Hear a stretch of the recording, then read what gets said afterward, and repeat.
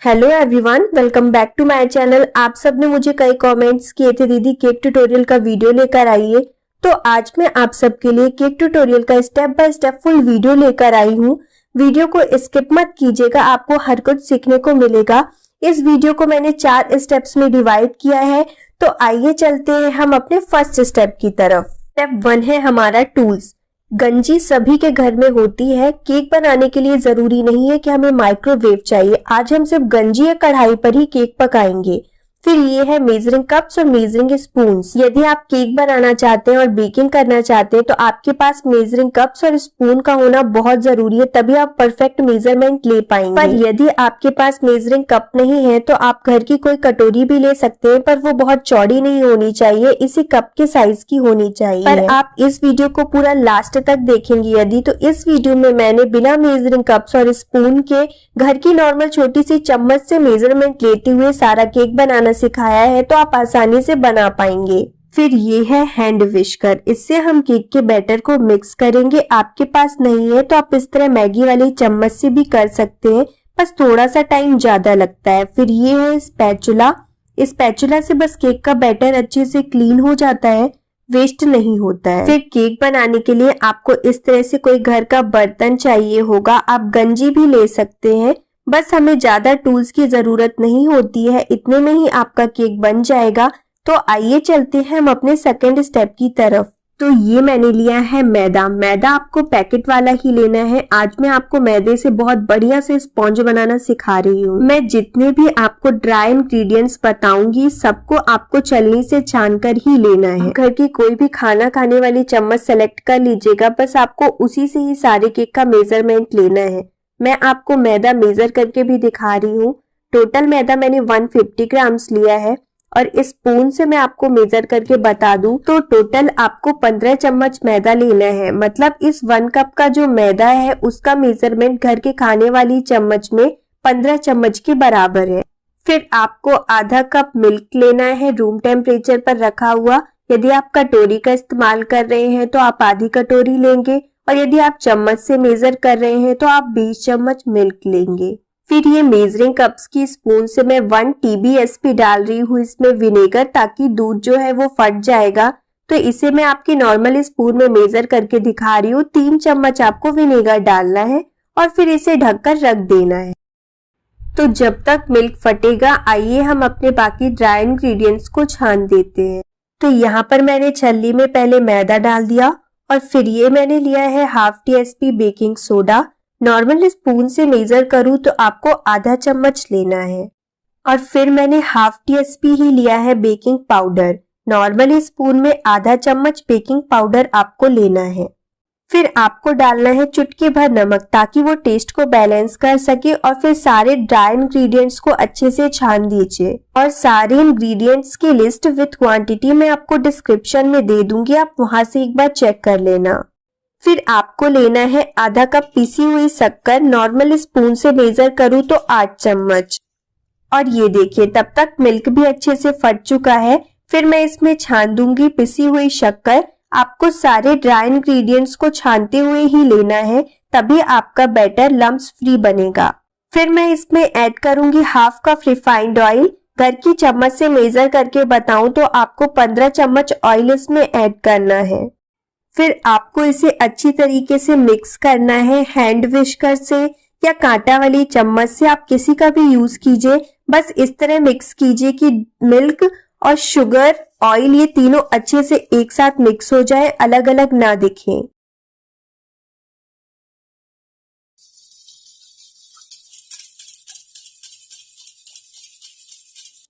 तो ये देखिए मैंने इसे बढ़िया से मिक्स कर दिया है, आपको भी इसी तरह से करना है। अब हम इसमें ऐड करेंगे छाने हुए ड्राई इंग्रेडिएंट्स को। तो यहाँ पे आपको धीरे धीरे 2 बार में ऐड करना है और मिक्स करते जाना है। आप एक साथ ऐड कर देंगे तो इसमें लम्प्स बन जाएंगे, इसलिए आप धीरे धीरे ऐड करें और मिक्स करते जाएं। तो आप इसे मिक्स करके रखिए और बाकी के इंग्रेडिएंट्स को हम बाद में ऐड करेंगे। पहले हम किसी बर्तन को रख देते हैं प्री हीट होने के लिए। तो चलिए अभी हम चलते हैं गैस की तरफ। मैंने गैस को ऑन कर लिया है। यहाँ पर मैं गंजी रख रही हूँ। गंजी के अंदर आपको रेत या नमक किसी का भी यूज नहीं करना है। बस इस तरह प्लेट को उल्टा करके रखना है और उसे ढककर गर्म होने देना है। तो अभी बैटर देखिए कितना थिक है। इसमें अभी हम मिल्क और ऐड करेंगे। पहले हमने आधा कप मिल्क ऐड किया था, अभी इसमें मैं आधा कप का भी आधा मिल्क और ऐड कर रही हूँ। यदि चम्मच में बताऊं तो आपको 10 से 15 चम्मच मिल्क और ऐड करना है ताकि ये जो बैटर है इतना लिक्विड ही बन सके। फिर लास्ट में आपको लेना है आधा cup milk powder. Milk powder मैंने पहले छान कर नहीं रखा था क्योंकि इसमें लम्स पड़ जाते हैं, इसलिए आपको इसे डायरेक्ट बैटर बनाने के बाद लास्ट में छानना है। और यदि मैं चम्मच से बताऊं तो आप 8 चम्मच मिल्क पाउडर ऐड कर सकते हैं। फिर इसे अच्छे से मिक्स कीजिए और फिर इसमें ऐड कीजिए एसेंस। आप जिस भी फ्लेवर का केक बनाना चाहते हैं उस फ्लेवर का एसेंस आप ऐड कर सकते हैं। मैं यहाँ पर बटर स्कॉच केक बना रही हूँ, इसलिए मैंने 1/4 TSP butterscotch essence add किया है।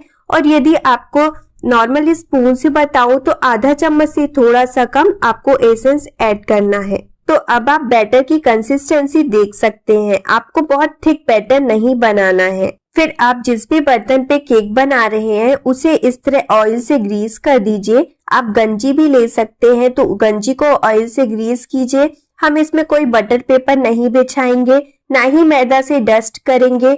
हम ऐसे ही केक बनाएंगे और आसानी से डीमोल्ड भी हो जाएगा। और ये 6 इंच का केक टिन है। अभी मैं सारा बैटर इसमें डाल दूंगी। आप देख सकते हैं किस तरह से प्लेट्स बन रही हैं। आपको इसी कंसिस्टेंसी का बैटर बनाकर तैयार करना है। सारा बैटर क्लीन करके अच्छे से डाल दीजिए और फिर ऊपर से इस तरह से स्पैचुला या नाइफ चला दीजिए ताकि जो बेस है वो परफेक्टली एक बराबर राइज होगा।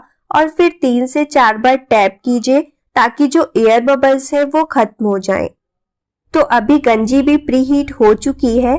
अभी हम इसमें केक को रख देंगे। बहुत आराम से इस प्रोसेस को कीजिए क्योंकि गंजी बहुत गर्म होती है, तो आपको बहुत सावधानी से इसमें रखना है केक टिन को और फिर ढक देना है। आप गंजी की जगह कढ़ाई का भी यूज कर सकते हैं, पर कढ़ाई में बहुत टाइम लगता है, इसलिए मैं आपको सजेस्ट करूंगी आप गंजी पर ही केक पकाएं। को एकदम लो फ्लेम पर ही केक को पकाना है। 20 मिनट बाद जब आप चेक करेंगे तो केक कुछ इस तरह से राइज हो चुका होगा। फिर आप ढक दीजिए और पकने दीजिए। टोटल टाइम आपको 35 मिनट्स लगेगा। स्लो फ्लेम पर केक अच्छे से पक चुका होगा। टूथपिक डालकर आप चेक करेंगे, टूथपिक बिल्कुल क्लीन आएगी तो आपका केक तैयार है। गैस के फ्लेम को बंद कर दीजिए और किसी चुकनी को ढककर उसे ठंडा होने दीजिए। तो चलिए जब तक केक ठंडा होता है मैं आपको क्रीम बनाना सिखाती हूँ। तो आइए हम चलते हैं स्टेप 3 की तरफ। इस तरह की क्रीम आपको किसी भी बेकरी या ऑनलाइन पे मिल जाएगी। ऑनलाइन से यदि आप परचेस करेंगे तो आपको थोड़ा ज्यादा महंगी पड़ेगी, इसलिए आप अपने आसपास की किसी भी बेकरी से इस तरह की क्रीम खरीद सकते हैं। मैं ट्रोपोलाइट की व्हिपिंग क्रीम यूज करती हूँ। ये मुझे 180 का 1 kg का एक पैक मिलता है। तो आपको जितनी भी क्रीम की जरूरत है आप उतनी क्रीम किसी गंजी पर निकाल देंगे और उसे अच्छे से पिघलने देंगे ताकि उसमें एक भी आइस क्रिस्टल ना हो, वो अच्छी तरह से पिघली हुई हो, तभी आप उसे बीट करेंगे। जैसे मुझे ½ kg केक के लिए 1 कप व्हिपिंग क्रीम की जरूरत होती है, तो मैंने उतनी क्रीम निकाल दी और पैकेट को आप इस तरह से पैक करके फ्रीजर पर स्टोर करेंगे ताकि वो खराब ना हो। तक क्रीम मेल्ट होगी। चलिए हम केक बेस को चेक करते हैं और उसकी 3 लेयर्स करते हैं। तो अभी आप देख सकते हैं केक बेस बढ़िया से ठंडा हो चुका है। आपको इस तरह से एक बार नाइफ को घुमाते हुए और फिर पीछे से टैप करते हुए केक बेस को डीमोल्ड कर लेना है। बहुत आसानी से निकल जाएगा। ये देखिए कुछ इस तरह से हमारा जो केक का बेस है वो बनकर तैयार हुआ है। बटर पेपर नहीं लगा था तो भी ये चिपका नहीं है और बहुत सॉफ्ट बनकर तैयार हुआ है। एक बात का ध्यान रखिए, केक के अच्छे से ठंडे होने के बाद ही आप उसे डीमोल्ड करिए, वरना वो चिपक कर टूट जाएगा। अभी मैं ब्रेड नाइफ से इसकी लेयर कर रही हूँ। तो सबसे पहले मैं ऊपर वाली लेयर को हटा रही हूँ क्योंकि वो थोड़ा सा ऑयली होती है और फिर बाकी पार्ट से हम 3 लेयर निकालेंगे। ये देखिए कितनी बढ़िया जालियां पड़ी है स्पॉन्ज में और खाने में भी उतना ही टेस्टी और उतना ही सॉफ्ट है। मैं केक की एक लेयर आपको ब्रेड नाइफ से निकाल कर दिखा रही हूँ और एक लेयर मैंने धागे से निकाल कर दिखाई है। दोनों ही डिटेल वीडियो मैंने अपने चैनल पर अपलोड किए हैं। आई बटन पर आपको शो हो रहा होगा, तो आप वहां से चेकआउट करके डिटेल में भी सीख सकते हैं। आपको बहुत ध्यान से केक की लेयर करनी है ताकि जो तीनों लेयर है वो एक बराबर आए, कहीं से भी हमारा केक ऊपर नीचे होकर ना कटे। यदि आप बिगनर हैं तो आप धागे से ही केक की 3 लेयर कीजिए, तभी एक बराबर लेयर निकल कर आएगी। मैंने इसका डिटेल वीडियो अपने चैनल पर अपलोड किया है, डिस्क्रिप्शन में मैंने लिंक भी दी है, तो आप वहां से देखकर सीख सकते हैं। तो अभी हमारी तीनों लेयर भी कट चुकी है और हमारी क्रीम भी मेल्ट हो चुकी होगी। तो चलिए अभी हम क्रीम को बीट करते हैं। तो इस तरह से क्रीम हो जाएगी। फिर हम इसमें ऐड करेंगे एसेंस। मैं बटर स्कॉच एसेंस ऐड कर रही हूँ 9 to 10 ड्रॉप्स। अभी हम क्रीम को बीट करेंगे। मेरे पास फिलिप्स का हैंड ब्लेंडर है, बहुत अच्छा है, 300 वाट का है, बहुत अच्छी क्रीम भी बीट होती है, तो आप परचेस भी कर सकते हैं।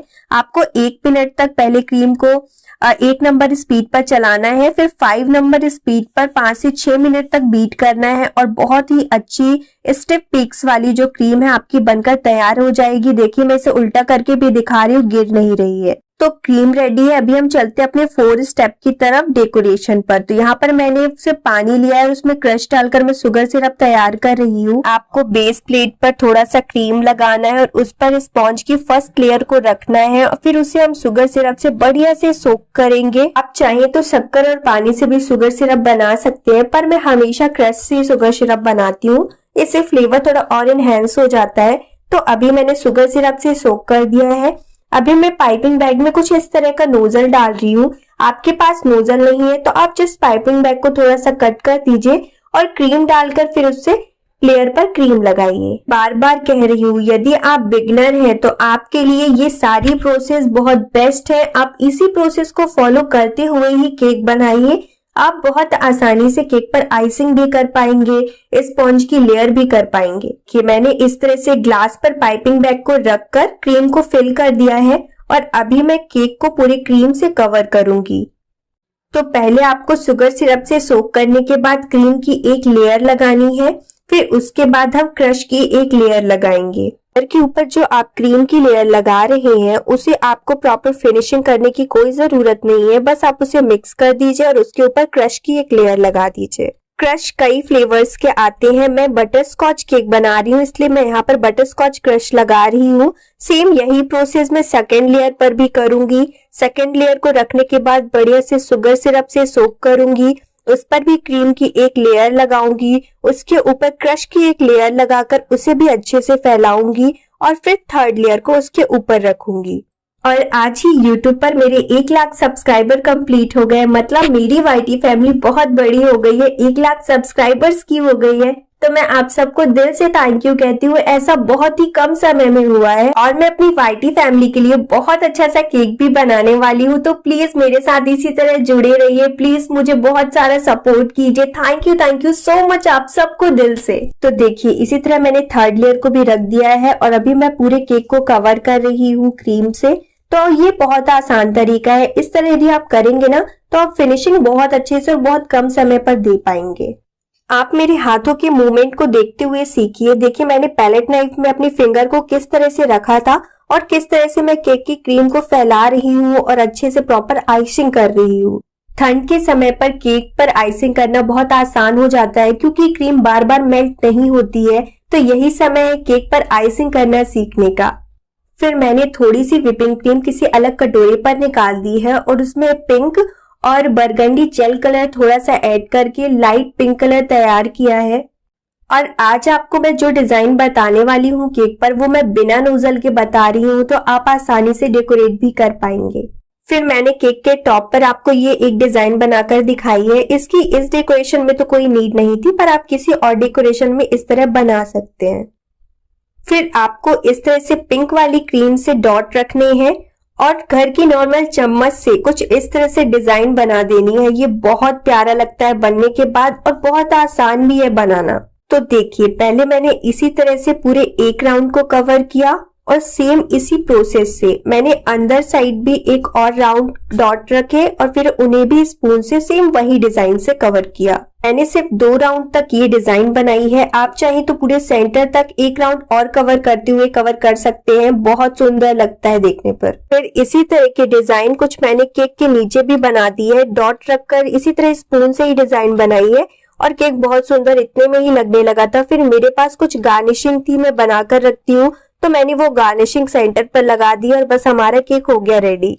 और फिर कुछ स्प्रिंकल डाल दिए और मैंने इस केक को कट करके भी दिखाया है ताकि आपको अंदर से समझ में आए कि वो लेयर और क्रीम किस तरह से अरेंज हुई है। तो कुछ इस तरह से मैंने इस केक को बिना नोजल के डेकोरेट किया है। आई होप आप सबको बहुत पसंद आया होगा। और अभी अभी मैंने इंस्टा पे भी अपना पेज बनाया है, तो आपको इसी तरह की और अमेजिंग केक डेकोरेशन देखनी हो ना तो प्लीज मुझे वहां भी फॉलो करना। इंस्टा की लिंक डिस्क्रिप्शन में है, प्लीज मुझे वहां जरूर फॉलो करना। और जो भी इंग्रेडिएंट्स मैंने लिए हैं विद क्वांटिटी मैंने सारा कुछ डिस्क्रिप्शन में आपके लिए लिख कर रखा है, तो आप वहां से चेक करना। इस वीडियो में मैंने स्टेप बाय स्टेप सारा कुछ कवर करने की कोशिश की है। उम्मीद करती हूँ अभी आपको कोई डाउट नहीं होगा, पर यदि अभी भी आपको कोई डाउट है तो आप मुझसे कमेंट करके पूछ सकते हैं। वीडियो अच्छा लगा हो तो प्लीज इसे लाइक करना, शेयर करना, सब्सक्राइब करना और हाँ, मुझे इंस्टा में फॉलो करना, यूट्यूब पर इसी तरह प्यार देना, सपोर्ट करना, मेरी वीडियोस देखना। आपको और भी कौन सी वीडियोस चाहिए मुझे कमेंट करके बताना, मैं आपके लिए हर एक केक डेकोरेशन की वीडियो लेकर आऊंगी। मिलती हूँ फिर एक नई वीडियो के साथ, तब तक